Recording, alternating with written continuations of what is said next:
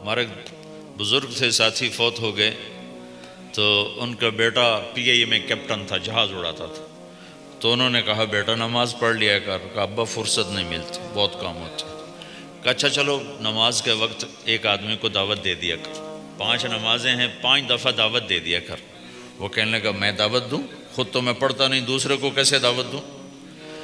کہا بیٹا ایک تو میری مان لے، نماز کا انکار کیا ہے تو یہ تو مان لے کہ چلو کسی کو کہہ دیا کر کہ بھائی نماز پڑھا کرو. کہا چلو یہ تو آسان ہے، میں کہہ دوں گا. تو اس نے اپنے ابا کی بات مان لی، ہر نماز پہ 1-2 کو کہہ دیتا بھائی نماز پڑھا کرو. اس کے والد فوج میں جرنیل تھے، یہ کیپٹن تھا، دونوں کی ملاقات نہیں ہوئی. 6 مہینے بعد باپ بیٹا کی ملاقات ہوئی تو دیکھا تو کپتان صاحب کی داڑھی بھی اور ماتھے پہ محراب بھی. انہوں نے کہا بیٹا یہ کیا ہوا؟ کہا آپ نے مجھے پھنسا دیا. وہ جب میں لوگوں کو کہتا رہا تو میرے اپنے اوپر اثر ہونا شروع ہو گیا کہ میں اپنے آپ کو ملامت کرنے لگا کہ اوروں کو تو کہہ رہا ہے، خود تو پڑھتا نہیں. کہا اس نے مجھے کھڑا کیا اور میں نماز پہ آیا. پھر ایک دن شیو کرنے لگا، شیشے میں کھڑا دیکھ رہا تھا تو میں نے کہا جب اللہ کو سجدہ کر رہا ہوں تو چہرے پہ نبی کی سنت بھی ہونی چاہیے. تو میں نے سیفٹی بھی پھینک دی، میں داڑھی بھی رکھ لی. تو تبلیغ کا کام کرتے رہنا، ہم فرشتے نہیں بن سکتے. ایک دفعہ ایک آدمی نے میرے پر بڑی چڑھائی کی، تم تبلیغ والے منافق ہو، کہتے کچھ ہو کرتے کچھ ہو، تمہارے قول اور فعل میں بہت فرق ہے، بہت.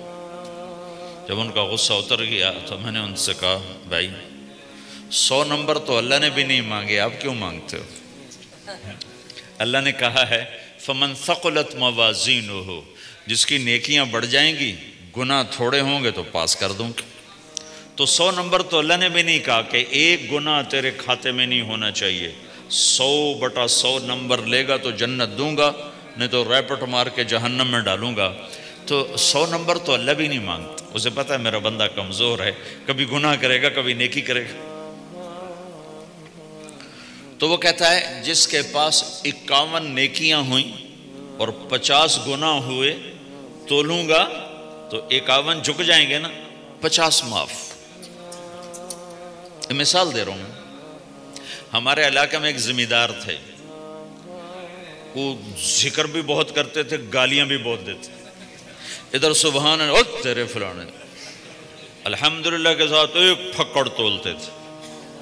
ساری زندگی وہ ایسا ہی کرتے رہے. جب وہ فوت ہو گئے تو کسی نے ان کو دیکھا تو انہوں نے پوچھا کہ میاں صاحب آپ کے ساتھ کیا ہوا؟ آپ تو گالیاں بہت دیتے تھے. خود ہی انہیں پوچھ رہے آپ تو گالیاں بہت دیتے تھے تو آپ کے ساتھ کیا ہوا؟ کہ اللہ تعالیٰ نے میرے ذکر اور میری گالیوں کو تولا تو میرا ذکر بڑھ گیا تو میری بخشش ہو گئی. اللہ نے بھی کاؤنٹنگ رکھی ہے، پرفیکشن مانگی ہی نہیں. اگر اللہ پرفیکشن مانگتا تو پھر آپ کہتے تم کرتے کچھ ہو کہتے کچھ ہو. اگر میں کہتا صحیح ہوں تو ایک نیکی تو کر رہا ہوں، اور کرتا نہیں ہوں تو ایک گناہ کر رہا ہوں. کیا پتا میرا رب میرے کہنے کے طفیل میرے نہ کرنے کو معاف کر دے. بس ایک صورت میں ہے کام خطرناک کہ اگر میں اس کہنے سننے کو اپنی دنیا بنانے کا ذریعہ بنا لوں پھر خطرناک ہے. تَأْمُرُونَ النَّاسَ بِالْبِرِّ وَتَنْسَوْنَ أَنفُسَكُمْ وَأَنْتُمْ تُتْلُونَ الْكِتَابَ، وہ یہ آیت ہے. لیکن اگر میرے اندر اخلاص ہے تو پھر میں انسان ہوں، کبھی اچھا کروں گا کبھی برا کروں گا، لیکن میرے ذمہ صدا لگانا ہے. تو بھائیو اس تبلیغ کے کام کو کرتے رہنا، اس سے ایمان بنتا ہے. ایمان سے دین وجود میں آتا ہے. دین کے 2 حصے ہیں، ایک عبادات ہے جس میں نماز سب سے اہم ہے. پھیری پہ ہو گھر پہ ہو نماز نہ چھوڑو. رمضان کے روزے ہیں، اللہ پھر رزق زیادہ دے دے، حج کرو، زکوٰۃ دو. لیکن عبادات بڑی محدود ہیں اور اس میں کثرت اللہ نے مطالبہ بھی نہیں کیا، بلکہ اللہ تعالیٰ نے اس میں اعتدال ہی کو پسند فرمایا ہے. اللہ تعالیٰ نے ہمارے نبی لمبی نمازیں پڑھتے تھے تو اللہ تعالیٰ نے روک دیا کہ ما انزلنا علیک القرآن لتشقی، میرے نبی میں نے تمہیں قرآن اس لیے نہیں دیا کہ تو لمبی لمبی نمازیں پڑھ کے تھکتا رہے، درمیان نہ چل، درمیان نہ چل۔ اللہ کے نبی نے تبلیغ میں زیادہ زور دکھایا تو اللہ نے اس پر بھی کہا فَلَا تَذْهَبْ نَفْسُكَ عَلَيْهِمْ حَسَرَاتٍ، اتنا غم نہ کیا کر کے تو خود ہی ہلاک ہو جائے، نہیں، ایسا نہ کر۔ تو عبادات محدود ہیں اور اس میں اعتدال مطلوب ہے۔ سارا دن مصلی پہ بیٹھنا یہ اللہ نہیں دیکھنا چاہتا، اللہ یہ دیکھنا چاہتا ہے کہ تو باہر جا تاکہ میں دیکھوں کہ اب تو کیا کرتا ہے۔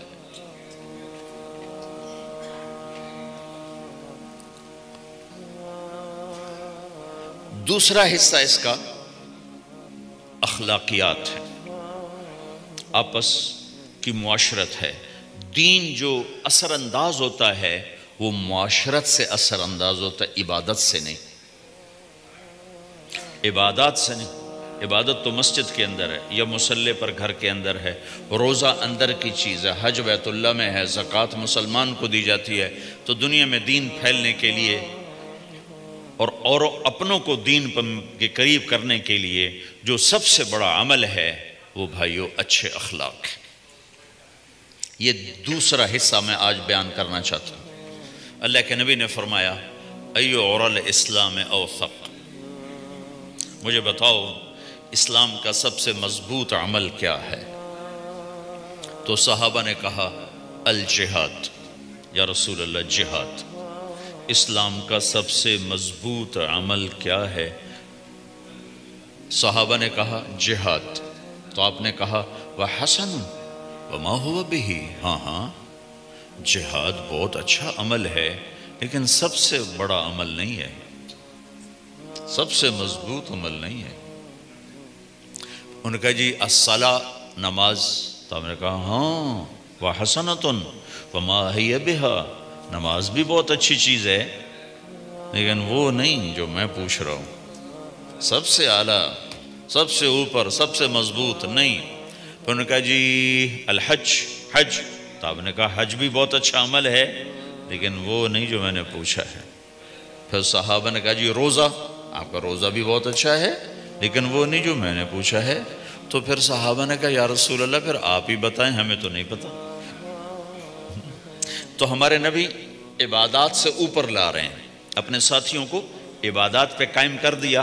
ہر آدمی نمازی بن چکا ہے، ہر آدمی روزے دار بن چکا ہے، ہر آدمی مالدار زکوٰۃ دینے والا بن چکا ہے، اور ہر آدمی حج کا جذبہ پیدا کر چکا ہے۔ اب آپ ان کو اخلاق پہ لانا چاہتے ہیں، چونکہ اسلام کی تکمیل اخلاق سے ہے۔ اسلام کو تشبیہ دی گئی ہے گھر کے ساتھ، بنی الاسلام علی خمس، تو بنیا کا لفظ عمارت پر بولا جاتا ہے۔ تو اسلام کی بنیاد میں ہے کلمہ، نماز، روزہ، حج، زکوٰۃ۔ اگر اس مسجد کی بنیادیں بھر دی جائیں تو اس کو مسجد تو نہیں کہیں گے نا۔ ہاں جی بنیادیں ڈال دی ہیں، چھت ڈالنی ہے، جب چھت پڑے گی تو پھر یہ مسجد کہلائے گی۔ تو اسلام کی بنیاد قائم ہو چکی تھی، اب آپ چھت ڈالنا چاہتے تھے۔ چھت کیا ہے؟ وہ اچھے اخلاق ہیں، تو اب آپ ان کو اوپر لا رہے ہیں، اوپر لا رہے ہیں۔ تو آپ نے جب پوچھا تو انہوں نے وہی کہا جو انہوں نے ابھی سیکھا تھا، نماز، روزہ، جہاد، حج، لیکن آپ نے سب کی نفی کر دی، نہیں یہ بھی نہیں، یہ بھی نہیں، یہ بھی نہیں، یہ بھی نہیں۔ اچھا یا رسول اللہ آپ بتائیں۔ تو آپ نے فرمایا ان اوثق عُرَى الاسلام الحب للہ والبغض للہ، اسلام کا سب سے مضبوط عمل وہ آپس میں اللہ کے لیے محبت کرنا ہے۔ اسلام کا سب سے مضبوط عمل وہ آپس میں اللہ کے لیے محبت کرنا ہے۔ اسلام کا سب سے مضبوط عمل وہ محبت ہے، اللہ کے لیے بغض ہے، اللہ کے لیے محبت ہے، یہ اسلام کا سب سے مضبوط عمل ہے۔ تو بھائیو یہ چھوٹا سا معاشرہ اسلامی بن جائے، اس کے لیے بنیاد میں نے پہلے بتا دی، اب چھت بتا رہا ہوں، وہ ہیں اچھے اخلاق۔ اللہ تعالیٰ نے جب ہمارے نبی نے نماز لمبی پڑھی تو اللہ نے کہا درمیانی پڑھو، میں نے ابھی بتایا۔ تبلیغ میں دکھ زیادہ جھیلا تو اللہ نے کہا درمیانہ چلو، لیکن جب اللہ کے نبی نے اخلاق بلند کیے، اخلاق، تو اس پر بھی اللہ تعالیٰ فرماتا میرے نبی ذرا اتنا نرم نہ ہو، تھوڑا سا سختی دکھا، آنکھیں دکھا۔ تھوڑا شوشاں کر ہیں تو میرے رب نے کیا کہا؟ واہ، میرے رب نے آپ کے اخلاق کی جیسی تعریف کی ہے آپ کے کسی عمل کی ایسی تعریف نہیں کی۔ نماز کو کہا معتدل، اعتدال، دعوت کو کہا اعتدال، اور اخلاق کو کیا کہا؟ انک لعلی خلق عظیم، اور اس کو طاقت پہنچائی قسم اٹھا کے نون، پھر قسم اٹھائی قلم کی جو علم کا ذریعہ ہے، والقلم وما یسطرون، مجھے قسم ہے قلم اور اس کی تحریر کی، ما انت بنعمت ربک بمجنون وان لک لاجرا غیر ممنون۔ ان دو آیتوں کو چھوڑ کر اگلی جو آیت آ رہی، وانک لعلی خلق عظیم، اے میرے محبوب میں قسم اٹھاتا ہوں قلم اور اس کی تحریر کی، تیرے اخلاق بڑے عالی شان ہیں۔ یہ نہیں کہا تیرے اخلاق بڑے عالی ہیں، انک لعلی، علا کا یہاں بہت عظیم الشان کردار ہے۔ علا یہ بتا رہا ہے کہ اے میرے نبی جتنے اخلاق تصور کیے جا سکتے ہیں وہ سب تیرے تابع ہو چکے ہیں، اور تو ان پہ سوار ہو چکا ہے، تو ان پہ چھا چکا ہے۔ علا چھا جانے کے لیے ہوتا ہے کہ تمام اخلاق تیرے غلام ہو چکے ہیں۔ ایک دفعہ آپ نے فرمایا اچھے اخلاق 360 قسم ہیں، 360 قسم، 360 صفات کا مجموعہ اچھے اخلاق۔ کوئی ایک صفت کسی کو مل گئی تو جنت میں چلا جائے گا۔ تو ابو بکر رضی اللہ عنہ سامنے بیٹھے تھے، کہنے لگے یا رسول اللہ افی منہا شیء، ان 360 میں کوئی میرے اندر بھی کچھ ہے؟ تو آپ نے کہا تیرے اندر سارے کا سارا، کوئی کمی کوئی نہیں، پورے۔ یا آپ نے اور کسی کو نہیں کہا، صرف آپ نے یہ ابو بکر سے فرمایا کہ ابو بکر تیرے اندر پورے اخلاق 360۔ تو بھائیو، آپس کی محبت اور اچھے اخلاق یہ اسلام کا سب سے چوٹی کا سبق ہے، سب سے اعلیٰ درجے کا سبق ہے۔ اب ایک حدیث میں جو حدیث جبریل کہلاتی ہے، وہ انسانی شکل میں آ کر پوچھتے ہیں یا رسول اللہ اسلام کیا ہے؟ تو آپ کہتے ہیں کلمہ، نماز، روزہ، حج، زکوٰۃ، یہ اسلام ہے۔ یہی سوال اب آخری حج کا موقع آ چکا ہے، اب اسلام 9 سال آگے، 10 سال آگے جا چکا ہے اور اس کی شکل مکمل ہو چکی ہے۔ تو عمر بن عبسہ رضی اللہ تعالیٰ عنہ یہ آخری حج کے موقع پر آپ سے ملتے ہیں اور آ کر یہ آپ سے پوچھتے ہیں یا رسول اللہ مل اسلام؟ سوال ایک ہے، مل اسلام؟ شروع میں مدینے کے داخلے کے شروع میں جبریل انسانی شکل میں آتے ہیں اور کہتے ہیں مل اسلام، اسلام کیا ہے؟ تو آپ کہتے ہیں کلمہ، نماز، روزہ، حج، زکوٰۃ۔ اب یہی سوال 10 سال کے بعد یا 9 سال کے بعد عمر بن عبسہ کہتے ہیں یا رسول اللہ مل اسلام، اسلام کیا ہے؟ تو اب جواب سنو، آپ نے فرمایا اطعام الطعام وطیب الکلام، میٹھا بول بولنا اور کھانا کھلانا۔ کسی سے میٹھا بول بولنا کتنا عظیم ہے میرے نبی کی، میرے اللہ کی بارگاہ میں، کہ آپ نے فرمایا ابتسامک فی وجہ اخیک صدقہ، تو اگر کسی مسلمان کو ہنس کے مل لے تو یہ بھی تیرے لیے صدقے کا ثواب ہے، صدقہ لکھا جائے گا۔ جبریل کہتے ہیں یا رسول اللہ مل ایمان، ایمان کیا ہے؟ تو آپ فرماتے ہیں اللہ کو ماننا، فرشتوں کو ماننا، نبیوں کو ماننا، کتابوں کو ماننا، تقدیر کو ماننا، موت کے بعد کی زندگی کا اقرار کرنا۔ ان تؤمن باللہ وملائکتہ وکتبہ ورسلہ وبالبعث بعد الموت، یہ ہے ابتدائی جواب۔ اب یہی سوال عمر بن عبسہ کرتے ہیں 9 سال کے بعد، یا رسول اللہ مل ایمان، ایمان کیا ہے؟ تو آپ نے فرمایا الصبر والسماحہ، صبر کرنا، معاف کرنا۔ سوال ایک ہے، جواب 2 ہیں، کیوں کہ جگہ اور نوعیت بدل چکی ہے۔ ابتدائے اسلام ہے تو عبادات بتائی جا رہی ہیں، انتہائی اسلام ہے تو اخلاق بتائے جا رہے ہیں کہ اے عمر، ایمان کیا ہے؟ صبر کرنا، معاف کرنا، صبر کرنا، معاف کرنا۔ تو بھائیو، جو ہمارا معاشرہ بنے گا اسلامی، گھر میں باہر، وہ بنے گا اچھے اخلاق سے۔